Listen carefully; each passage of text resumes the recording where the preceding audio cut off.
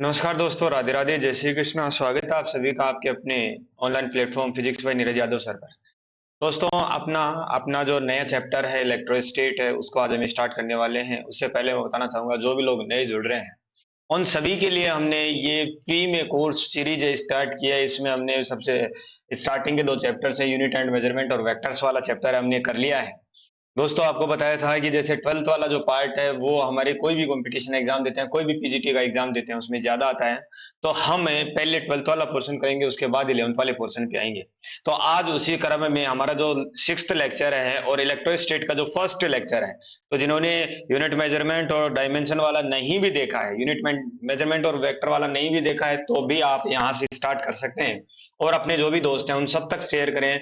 बिल्कुल आपको क्वालिटी के साथ एक अच्छा कंटेंट आपको मिलेगा यहाँ पर। ठीक है दोस्तों, तो बिना आपका टाइम खराब किए स्टार्ट करते हैं और हम देखते हैं कि इलेक्ट्रोस्टेट में हमारे सिलेबस में क्या है और हम क्या क्या पढ़ने वाले हैं। वो सारी चीजें जो भी सिलेबस में वो सारा पढ़ेंगे हम इलेक्ट्रोस्टेट में। ठीक है दोस्तों, तो सबसे पहले हम स्टार्ट करेंगे हमारे जो चार्ज का जो नाम है, चार्ज वाले टॉपिक से, कि क्या नाम है सबसे पहले। ठीक है, स्टार्टिंग में सबसे पहले हमारे टॉपिक है चार्ज। अब देखो दोस्तों, चार्ज होता क्या है। चार्ज है कोई भी बॉडी है, कोई भी बॉडी की बेसिक प्रॉपर्टी है, किसी भी बॉडी की बेसिक प्रॉपर्टी है चार्ज। ठीक है, और हमें मालूम है कि चार्ज है मास के साथ ही एग्जिस्ट करता है। अर्थात अगर किसी बॉडी की, अगर कोई बॉडी चार्ज है, अगर बॉडी पर चार्ज है तो उसका मास जरूर होगा, but mass without charge exist कर सकता है। ठीक है, चार्ज विदाउट मास एग्जिस्ट नहीं कर सकता, बट मास है विदाउट चार्ज एग्जिस्ट कर सकता है। दूसरी बात, चार्ज हमेशा क्वांटाइज्ड फॉर्म में होता है। चार्ज हमेशा क्वांटाइज्ड फॉर्म में होता है। तो वो क्वांटाइजेशन की फॉर्म क्या है, क्वांटाइजेशन का मतलब क्या होता है, सबसे पहले हमें यह भी मालूम होना चाहिए कि क्वांटाइजेशन का मतलब होता क्या है।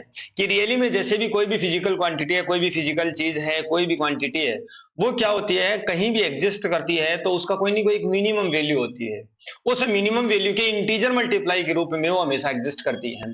तो उस मिनिमम वैल्यू को, उस मिनिमम अमाउंट को हम बोलते हैं क्वांटाइजेशन। उस मिनिमम अमाउंट को हम बोलते हैं, उसका क्वांटा बोलते हैं। ठीक है, और उससे जो मिनिमम अमाउंट होती है उसके इंटीजर मल्टीप्लाई के रूप में वो चीज एग्जिस्ट करती है, उसी को बोलते हैं हम quantization of any physical quantity. ठीक है, जैसे लाइट है, लाइट का क्वांटा फोटोन होता है, तो चार्ज का क्वांटा भी देखेंगे हम क्या है, ये सारी चीजें। दूसरी बात, चार्ज एक स्केलर क्वांटिटी है। इसका अगर तुम सम करोगे तो इसको डायरेक्टली मैथमेटिकली सम कर दे तो वो टोटल सम है उसका। चार्ज का टोटल वैल्यू है, वो टोटल न्यूमेरिकल सम है या मैथमेटिकल सम है, वही हमारी वैल्यू देता है हमें। ठीक है दोस्तों, तो ये सारी चीजें हमें लिखेंगे, लिख दो इन सब चीजों को। ठीक है, basic property of,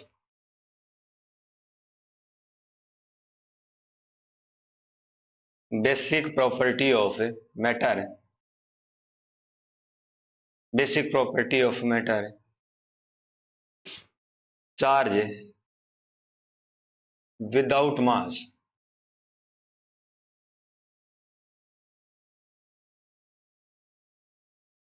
does not exist. ठीक है,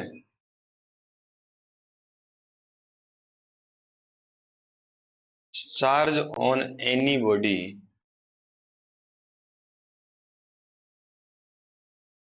ओनली एग्जिस्ट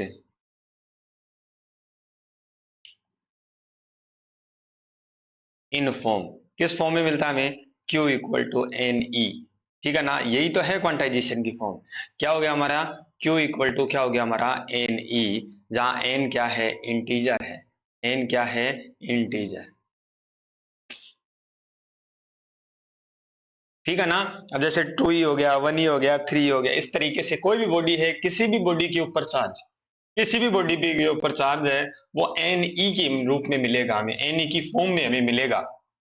ठीक है, और जैसे मान लो कोई भी ये बॉडी है, मान लो जैसे ये बॉडी है, इसमें चार्ज है Q1 है, Q2 है, माइनस Q3 है, माइनस Q4 है और Q5 है।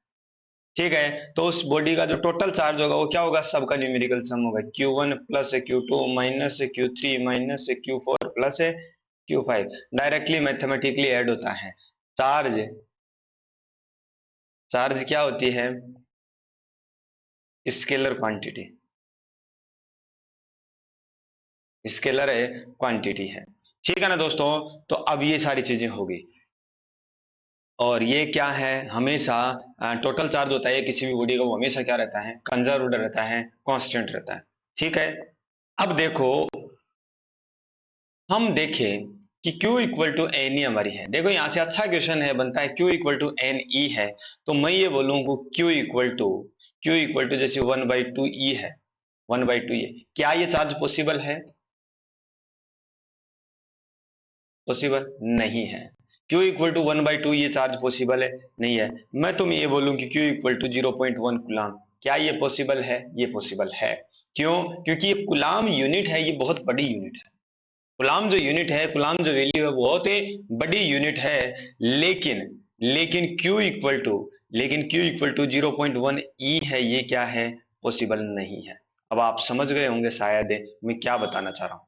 ठीक है ना? चार्ज हमेशा ई के इंटीजर मल्टीप्लाई के रूप में होगा, लेकिन यहां पर जो कुलाम जो यूनिट होती है वो क्या होती है? बहुत बड़ी यूनिट होती है। इस वजह से हम 0.1 है, हो सकती है। यहाँ इंटीजर होना जरूरी नहीं है, इंटीजर ई के मल्टीप्लाई के रूप में होना चाहिए।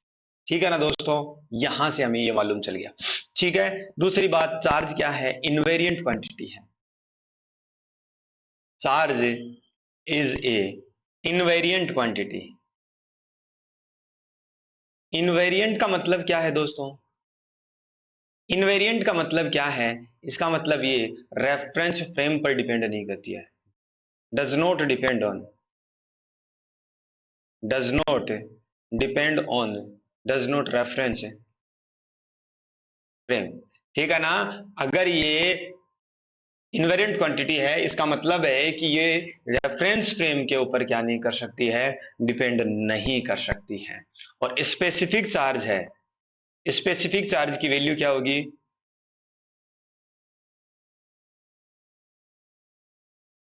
स्पेसिफिक चार्ज क्या होता है?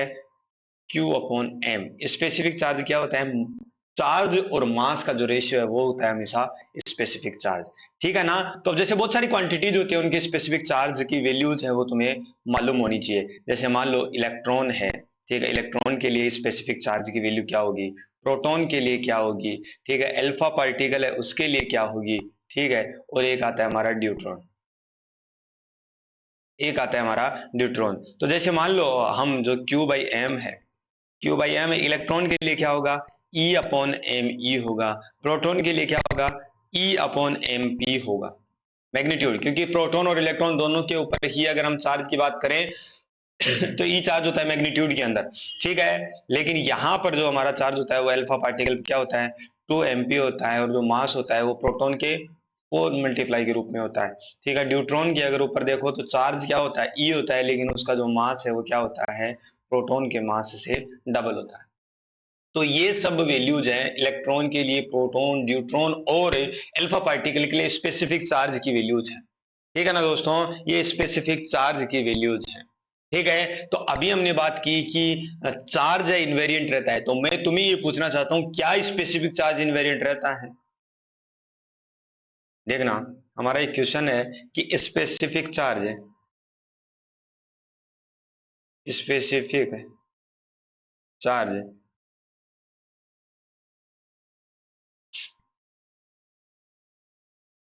इनवेरिएंट और नॉट। ठीक है ना? कि ये इनवेरिएंट रहता है या नहीं रहता है। देखो दोस्तों, जैसे मान लो कोई भी चार्ज Q है, कोई भी चार्ज क्या है? Q है, उसका मास क्या है? M है। कोई भी चार्ज Q नोड है, उसका मास मान लिया हमने M नोड है। वो मान लो किस वेलोसिटी से? V से मूव कर रहा है। अगर किसी वेलोसिटी V से मूव कर रहा है और V की वैल्यू बहुत ज्यादा है, V स्पीड है, स्पीड की वैल्यू रिलेटिविस्टिक लिमिट के अंदर है। ठीक है। तो हमें मालूम है कि चार्ज तो क्या रहेगा? किसी भी स्पीड से मूव करे, लेकिन चार्ज तो हमेशा ही क्यू नोड रहेगा। लेकिन उसका जो मास है लेकिन उसका जो मास है वो क्या होता रहेगा? इंक्रीज होता रहेगा। क्यों? क्योंकि m इक्वल टू क्या होता है? m node 1 - v² upon c²। अगर ये रिलेटिविस्टिक लिमिट में है, स्पीड की वैल्यू अगर रिलेटिविस्टिक लिमिट में है, तो आपका जो मास है वो इंक्रीज होगा कि नहीं होगा? तो स्पेसिफिक चार्ज है वो क्या होता है? Q/m। तो ये m इंक्रीज होगा। अगर m इंक्रीज होगा तो ये डिक्रीज होगा कि नहीं होगा? सही है कि नहीं है? डिक्रीज होगा कि नहीं होगा? तो अगर स्पीड बढ़ती है, अगर हमारी स्पीड बढ़ती है, अगर स्पीड को हम बढ़ाते हैं तो हमारी स्पेसिफिक चार्ज की वैल्यू क्या होती है, डिक्रीज होती है। क्यों? क्योंकि स्पीड बढ़ने पर उसका जो मास है वो क्या होता रहता है, बढ़ता रहता है। अगर मास बढ़ेगा तो मास नीचे आता है स्पेसिफिक चार्ज में, तो उसकी वैल्यू क्या होगी, उसकी वैल्यू क्या होगी, डिक्रीज होगी, कम होगी। ठीक है ना दोस्तों, तो ये सारी चीजें थी। अब एक आता है हमारा कंडक्टर और इंसुलेटर, ये चार्ज के बारे में थी। ठीक है दोस्तों, ये सारी चीजें ही चार्ज के बारे में थी कि चार्ज स्केलर क्वांटिटी है। ठीक है, इसको जो ऐड होता है डायरेक्टली हम न्यूमेरिकली ऐड कर सकते हैं। इनवेरिएंट क्वांटिटी है, इसका जो यूनिट है वो कूलम होती है। वो सब चीजें तो तुम बेसिकली तुम जानते हो।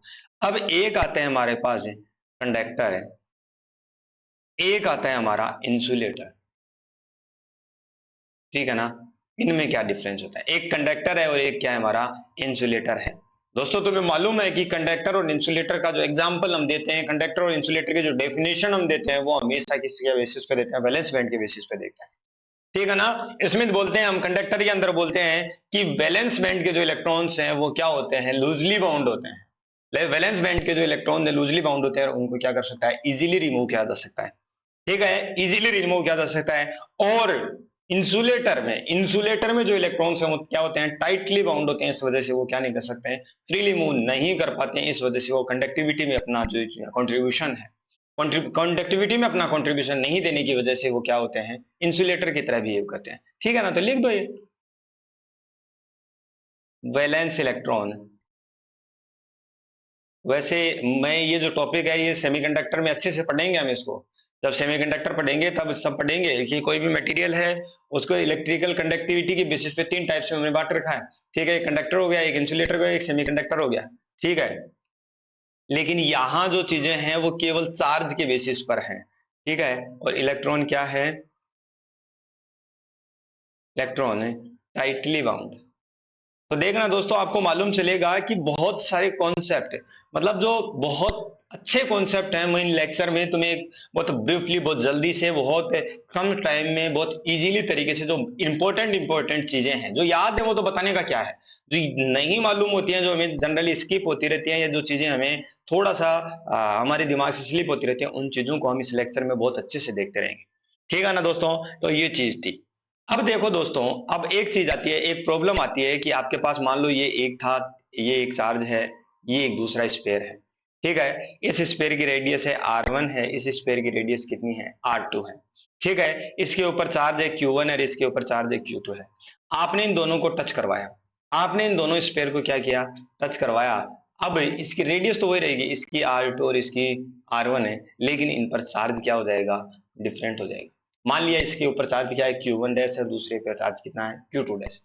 दो स्पेयर हैं, दोनों के ऊपर चार्ज कितना है, पहले एक पर Q1 और Q2 है, दूसरे के ऊपर चार्ज कितना है, R मतलब Q1 डैश। दोनों को हमने टच करवाया तो चार्ज एक दूसरे के ऊपर जाएगा कि नहीं जाएगा, रिडिस्ट्रीब्यूट होगा या नहीं होगा, चार्ज रिडिस्ट्रीब्यूट होगा। रिडिस्ट्रीब्यूट होने की वजह से दोनों के ऊपर चार्ज है Q1 डैश Q2 डैश आ जाता है। तो तुम्हें Q1 डैश और Q2 डैश की वैल्यू फाइंड आउट करनी है, तुम्हें Q1 डैश और Q2 डैश की वैल्यू तुम्हें फाइंड आउट करनी है। दोस्तों आप जानते हो कि जो टोटल चार्ज है, हम जानते हैं कि जो टोटल चार्ज है वो हमेशा ही क्या रहता है, इनवेरिएंट रहता है। इसका मतलब Q1 plus Q2 equal to Q1 dash plus Q2 dash, equation number 1।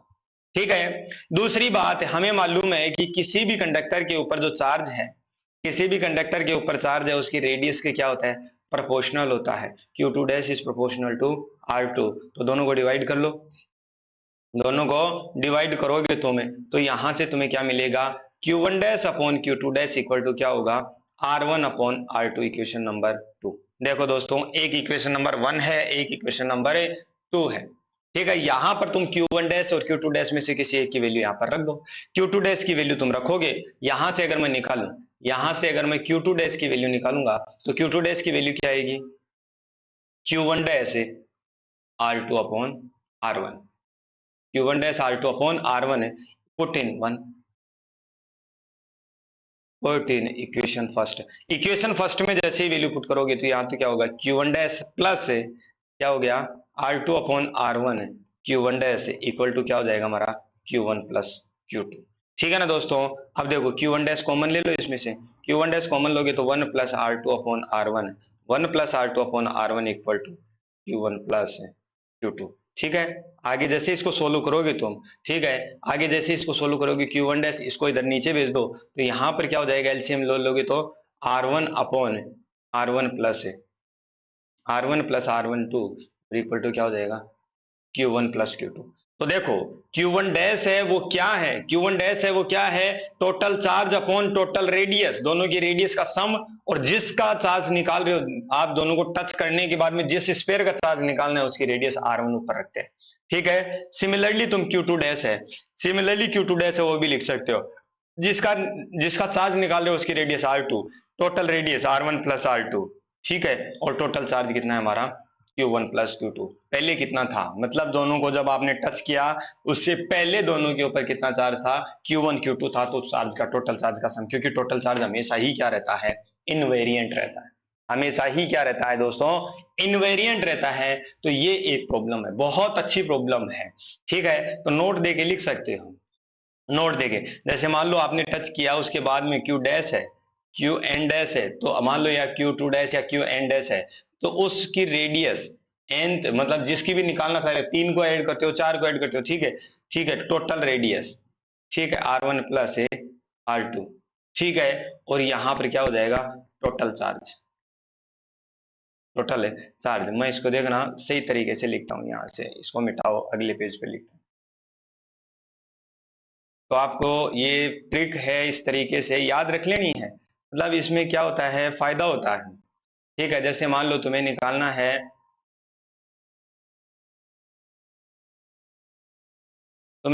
है, Q1 डैश, ठीक है, तो क्या होगा, जिसका चार्ज है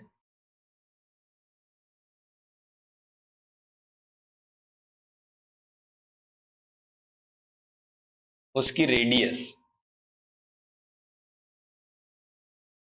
upon total radius into total charge, क्योंकि टोटल चार्ज हमेशा ही इनवेरिएंट रहता है, हमेशा ही क्या रहेगा, कांस्टेंट रहेगा, ठीक है ना दोस्तों। अब देखो इसके बेस्ड एक, इसके ऊपर बेस्ड एक क्वेश्चन करते हैं, उससे तुम्हें और चीजें फाइंड आउट होगी, और चीजें अच्छे से क्लियर होंगी, ठीक है। जैसे मान लो एक स्फीयर था आपके पास, मान लो एक स्फीयर है, ठीक है, आर इसकी रेडियस क्या है, आर है, दूसरा स्फीयर है, दूसरा स्फीयर इसकी जो रेडियस है वो कितनी है, 2r है, ठीक है। इसके ऊपर कितना है, इसके ऊपर चार्ज है वो 10 कुलाम है, इसके ऊपर 10 कुलाम चार्ज है, इसके ऊपर -6 कुलाम चार्ज है, दोनों को एक जो की है उसके द्वारा जोड़ा जाता है, ठीक है, कंडक्टर है दोनों को इस वायर से। जब इस की को हम ऐड कर देते हैं, इस की को बंद कर देते हैं, क्लोज कर देते हैं, उसके बाद दोनों पर चार्ज रिडिस्ट्रीब्यूट होगा, क्योंकि जुड़ गए ना, दोनों की सरफेस कॉन्टेक्ट में आ गई, क्योंकि ये कंडक्टर वायर है, जैसे ही कॉन्टेक्ट में आ गई तो इन दोनों के बाद में की को क्लोज करने के बाद का चार्ज बताना है, तो ठीक है, find final charge, find final charge on both the sphere when key is closed, ठीक है ना। जैसे ही की को हम क्लोज कर देते हैं, तो की को क्लोज करने के बाद दोनों स्फीयर के ऊपर जो फाइनल चार्ज आता है उसकी वैल्यू क्या होगी। देखो दोस्तों, अब जैसे मान लो दोनों को आपने Q1 प्लस Q2 है, Q1 प्लस Q2 की जो वैल्यू है वो कितनी आएगी, 10 कुलाम -6 कुलाम, ऐड करोगे तो 4 कुलाम आएगी कि नहीं आएगी, ठीक है ना दोस्तों, 4 कुलाम आएगी कि नहीं आएगी, ठीक है, आ गई। अब एक बात बताओ, तुम्हें ये भी मालूम है कि हमारा चार्ज, देखो तुम सीधा भी कर सकते हो, तुम सीधा भी कर सकते हो कि जो तुम्हारा चार्ज है वो हमेशा किसके प्रोपोर्शनल होता है, रेडियस के प्रोपोर्शनल होता है। तो दूसरे वाले स्फीयर की रेडियस 2r है, एक की रेडियस कितनी है, r है, चाहिए कि नहीं है। तो हमेशा ऐसी बात बताओ कि इस 2r वाले रेडियस पे चार्ज हमेशा 2 गुना होगा कि नहीं होगा, 2 टाइम्स होगा r वाली रेडियस, क्योंकि इसकी रेडियस क्या है, डबल है, ठीक है। लेकिन हमें तो मान लो Q1 डैश है वो फाइंड आउट करना है ना, उसकी रेडियस कितनी है, r, टोटल रेडियस कितनी होगी, 2r plus r, total charge कितना है, 4 कुलाम, ठीक है। तो ये कितना हो गया, r अपॉन 3r इंटू 4 कुलाम, तो कितना हो जाएगा, r से r कैंसिल, तो ये कितना हो जाएगा, 4/3 कुलाम। इसी तरीके से हमारा जो Q2 प्राइम है वो क्या होगा, 2r upon 3r into 4 coulomb. ठीक है, तो ये कितना हो जाएगा, आर से आर कैंसिल हो जाएगा, तो ये 8/3 कूलम। ठीक है ना। तो यहां से हमें मालूम चल रहा है कि Q2 प्राइम कितना है, 2 इंटू Q1 प्राइम। और हमें मालूम भी है, हम जानते भी हैं, क्योंकि इसकी रेडियस डबल है, उसकी रेडियस डबल है, तो उसके ऊपर जो चार्ज आएगा वो हमेशा आर रेडियस के स्पेयर से डबल आएगा। और यहाँ से देखो मालूम ही चल रहा है, एक का 4/3 है, एक का कितना है, 8/3 कूलम चार्ज एक उसके ऊपर आ रहा है। ठीक है ना दोस्तों, ये सारी चीजें थी हमारी चार्ज के बारे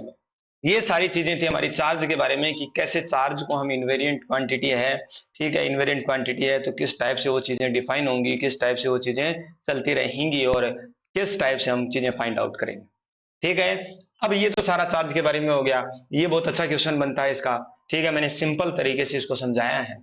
ठीक है, कि दो स्पेयर हैं या दो बॉडी हैं, ठीक है, दो बॉडी हैं, बॉडी को बॉडी पर दोनों बॉडी के ऊपर इतना इतना चार्ज है, लेकिन जब दोनों बॉडी को कनेक्ट करते हैं, तो उस कनेक्ट करने के बाद में उनके ऊपर जो चार्ज है वो कितना आएगा, दोनों को कनेक्ट करके आपने सेपरेट कर दिया, फिर अब इनके ऊपर जो चार्ज है इनकी वैल्यू बताओ, सिंपल तरीके से आप फाइंड आउट कर सकते हो। जिस बॉडी का चार्ज निकालना है उसकी radius upon the total radius into total charge, ठीक है कि नहीं है, इस तरीके से आप क्या कर सकते हो, इनको फाइंड आउट कर सकते हो।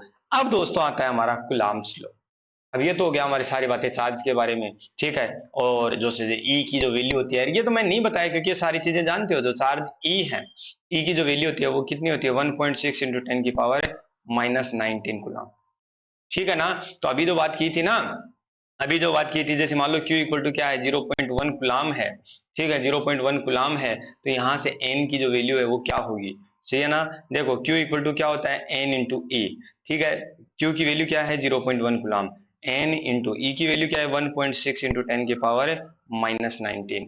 ठीक है, तो यहाँ से n की जो वैल्यू है, यहाँ से जो n की वैल्यू है वो क्या होगी, 0.1 अपॉन 1.6 इंटू 10⁻⁻19।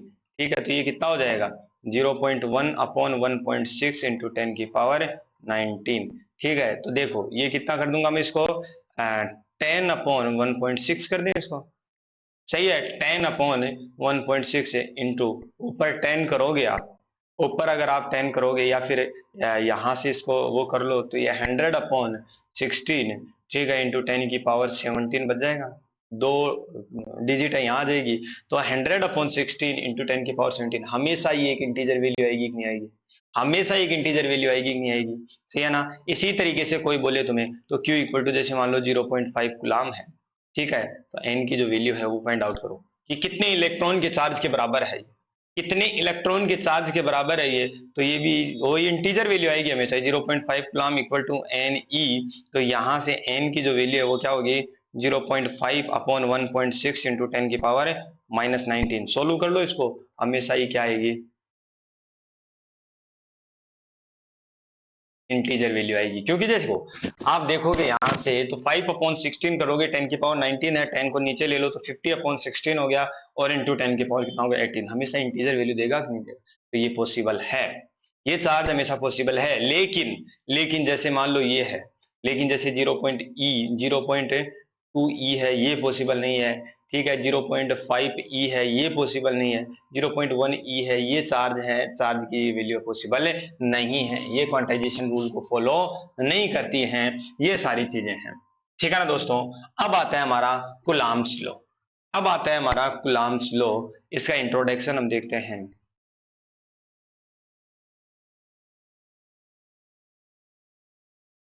कूलम्ब्स लॉ, देखो कूलम्ब्स लॉ क्या होता है। कूलम्ब्स लॉ जनरली हम देखें तो कूलम्ब ने बताया था कि कोई भी दो चार्जेज हैं, उन चार्ज के बीच में फोर्स लगता है।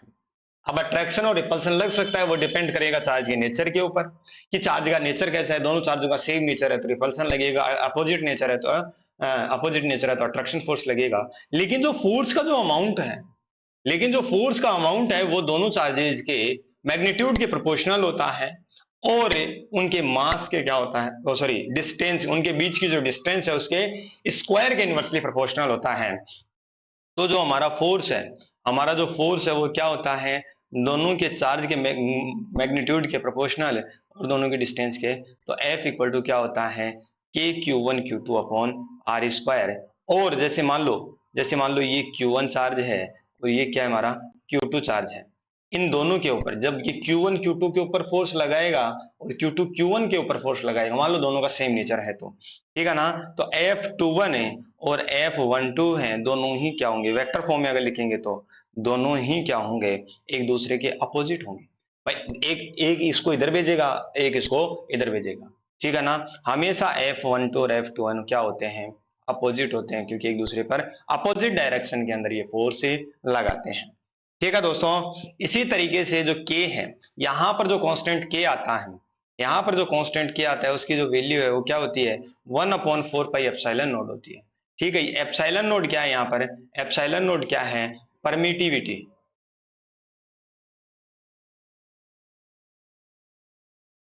परमिटिविटी ऑफ वैक्यूम, वैक्यूम की परमिटिविटी है।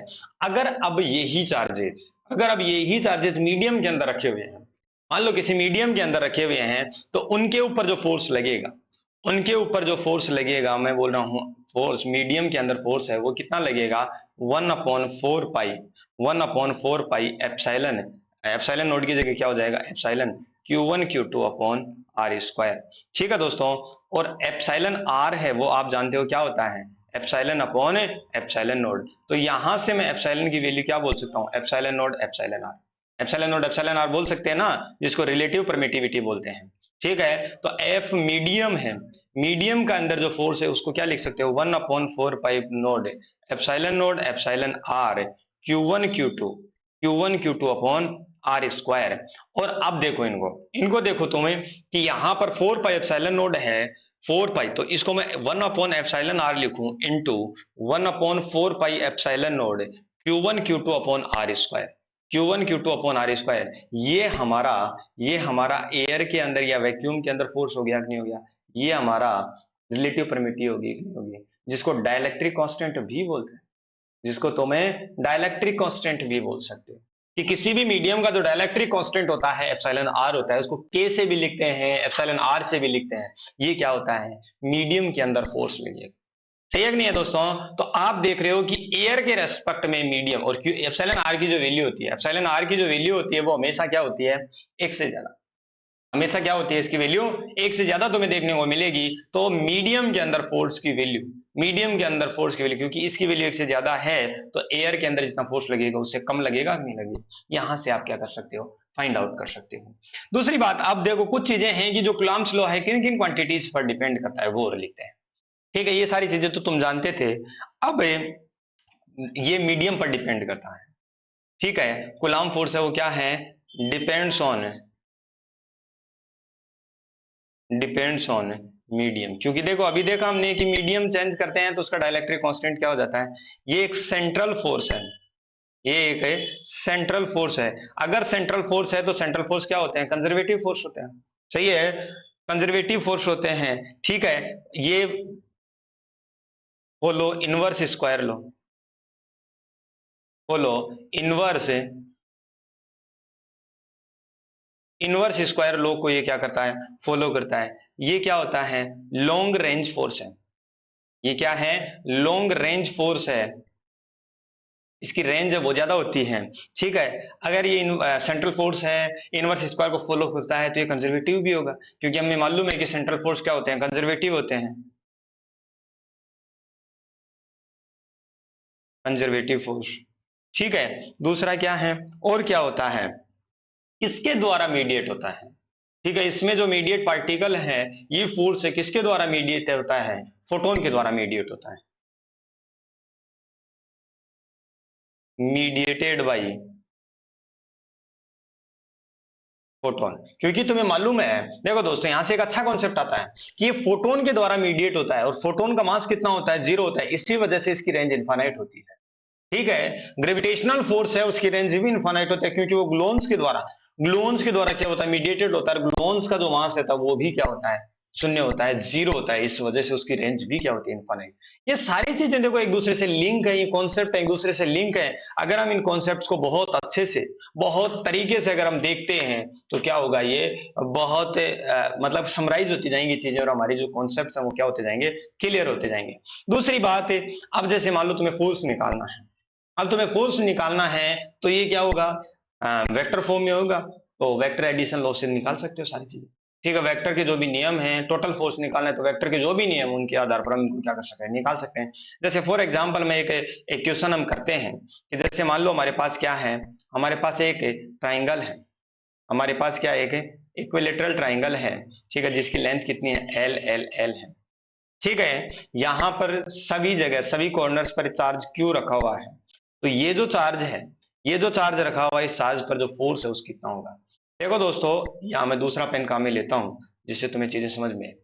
अब ये वाला चार्ज है, इसके ऊपर जो फोर्स लगाएगा इस डायरेक्शन में लगाएगा नहीं है।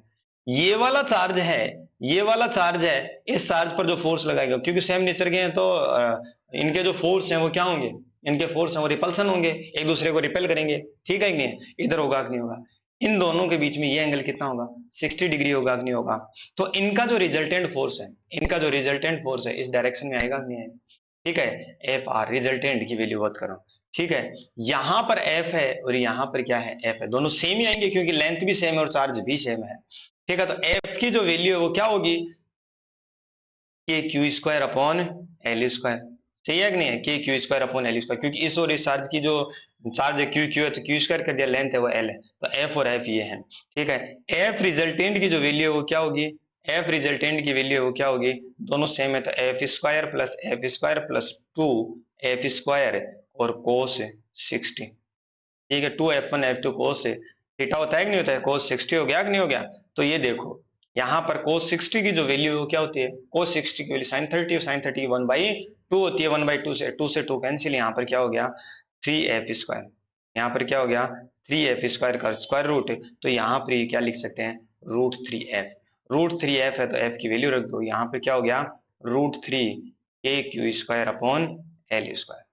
ठीक नहीं है, आपकी जो एफ रिजल्टेंट है, एफ रिजल्टेंट की जो वैल्यू है वो क्या आई, √3 के q square upon l square आई।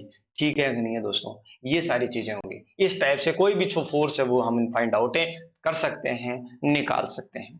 ठीक है, अगर मान लो एक तुम्हें पहले भी बताया था एक नोट कि अगर मान लो दो वेक्टर्स हैं, ठीक है, दो वेक्टर्स हैं, अगर सेम उनका मैग्नीट्यूड है और उनके बीच में एंगल कुछ स्पेसिफिक एंगल होते हैं तो उनका जो रिजल्टेंट वेक्टर है, रिजल्टेंट वेक्टर की जो वैल्यू मैग्नीट्यूड है वो कितना आता है। ठीक है ना, सम ऑफ टू वेक्टर्स है, ये वेक्टर्स में भी पढ़ाया था मैंने, वेक्टर्स में भी बताया था, having same magnitude, having same magnitude, और हम मैग्नीट्यूड क्या मान लिए है। अब यहाँ पर जो मैग्नीट्यूड था वो कितना था, एफ था। ठीक है ना, दो वेक्टर्स हैं और उनका जो मैग्नीट्यूड कितना है, ए है। अगर थीटा इक्वल टू 0 है तो दोनों को ऐड करोगे तो उनका मैग्नीट्यूड 2a जो है, रिजल्टेंट जो मैग्नीट्यूड है 2a हो जाएगा, थीटा इक्वल टू 0, ए भी उधर ही है, दूसरा ए भी उधर ही है, तो 2a हो गया कि नहीं हो गया। अगर थीटा इक्वल टू 60 है, अगर थीटा इक्वल टू 60 है तो अभी देखा था हमने कितना आया था, √3a। अगर थीटा इक्वल टू 90 है, थीटा इक्वल टू 90 है तो कोस थीटा वाली टर्म क्या हो जाएगी, देखो ये कोस थीटा वाली टर्म है, कोस 90 ये 0 होगी तो √2f हो जाएगा कि नहीं हो जाएगा। ठीक है कि नहीं है, तो यहाँ पर ये क्या हो जाएगा, √2a हो जाएगा नहीं हो जाएगा। अगर ये 120 है, थीटा इक्वल टू अगर 120 है तो यहाँ पर उनका जो मैग्नीट्यूड है वो कितना हो जाता है, a हो जाता है, और थीटा इक्वल टू अगर 180 है, दोनों अपोजिट हैं, तो इसका जो मैग्नीट्यूड है, रिजल्टेंट मैग्नीट्यूड है वो कितना हो जाएगा, 0 हो जाएगा। तो डायरेक्टली भी तुम फाइंड आउट कर सकते हो, कोस जैसे कोस 120 है, कोस 120 है, वहां से ये चीजें की क्या कर सकते हो, तुम फाइंड आउट कर सकते हो। ठीक है ना दोस्तों, तो इस तरीके से चीजें तुम क्या कर सकते हो, फाइंड आउट कर सकते हो। ये हमारा क्या था, ठीक है। अब ये एक क्वेश्चन और मैं तुम्हें जैसे मान लो करवाता हूं कि ये चीज है कि एक हमारे पास क्या है, स्क्वायर है, एक हमारे पास क्या है, स्क्वायर है, उनके कॉर्नर्स पर कितना चार्ज रखा हुआ है, क्यू क्यू क्यू क्यू, चाहिए सभी पर क्यू चार्ज रखा हुआ है।